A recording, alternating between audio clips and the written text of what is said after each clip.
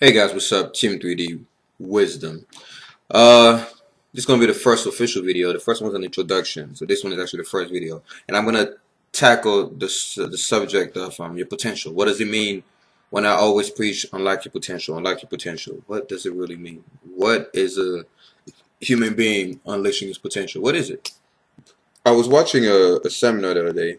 It was a video, a very wise guy, and he was explaining that the concept. He was comparing it to seeds, and you guys know I like comparing everything to seeds because I feel like human beings, we are seeds. Why? Because we just need the right environment to grow. Um, I always say this: you take a seed and you place it on your table, it's gonna remain there for forever.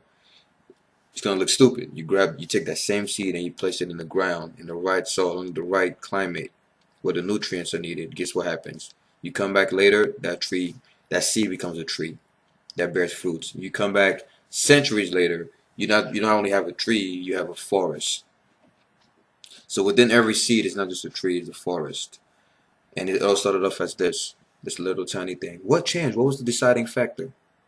The soil, the atmosphere. Placing that thing in its right place allowed it to unleash its full potential. So a forest started off as a tiny seed. That's why I don't believe that any human is useless. I don't care if you're a criminal. I don't care if you're the most hated person on the planet. You have a lot of potential. What's the only thing missing? Just like the seed, the only thing missing is the right atmosphere, the right place that will unlock your potential. That forest was inside of the seed. The forest was not in the ground. The forest was in the seed. The seed just used the surroundings to unleash its potential. The same way us human beings, once you plug us in the right geographical location or the right surrounding, your gift will emerge, your potential will emerge. And that's the problem with people is they grow up in an environment and they notice they're not growing there and they stay there. You have to move. I've traveled a lot in my life. I've moved from place to place and it's risky. But hey, a seed doesn't want to go in the ground. It's the most uncomfortable place at first. It's like, oh, I don't want to be buried in the ground where there's no sunlight. Oh my God, I'm gonna die. I like the sun. Everything likes the sun. Oh, I like the sun. You tell him, no, trust me, just go in the ground. You become a beast in a few years. Just trust me. The seed's like, no, no, no, no. Why doesn't the seed, why does the seed hate going to the ground? Because once the seed goes into the ground, it really dies. But it's when the seed dies that it opens up and the glory comes out. So sometimes you have to die, not physically, but to your geographical location. You have to die to your comfort zone. You have to leave your comfort zone and go into a place you're not comfortable because there your potential might come out. Nations became great because they had to deal with circumstances they were not prepared for. The Spartans became a great military force because they were tired of being attacked all the damn time. If the Spartans grew up in a place where war was unnecessary, you probably never would have heard of the Spartans to this day. So sometimes the zone where you're the less comfortable is your hyperbolic time chamber. The zone where you're the less comfortable usually ends up being the very atmosphere that transforms you. Find that place. Find that place you could unlock your potential. Just like in every seed, there's a tree and in a forest.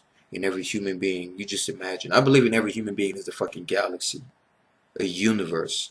We are so unique. It's ridiculous. When I always tell you about the whole fingerprints thing and DNA, when you have your own DNA, your own fingerprints, why do you think that is? I don't care what you believe in. I don't care what you believe in, what created you, whatever. Why do you think you are so unique? Why do you think out of 7 billion people, once you put your fingerprints to something, not another person can come in and duplicate that? I would say this, that means you have to make an impact on the world that nobody has done before you, nobody will do after you. That's one of my favorite quotes. That's one of my favorite sayings. Make an impact on the world that no one has done before you, no one will do after you. You thinking, how do I know I could do that? You have your own fingerprints, you have your own DNA, you have your own gift, you have something I don't have. I have something you don't have. It's only when you bring out the best in you that you will make history.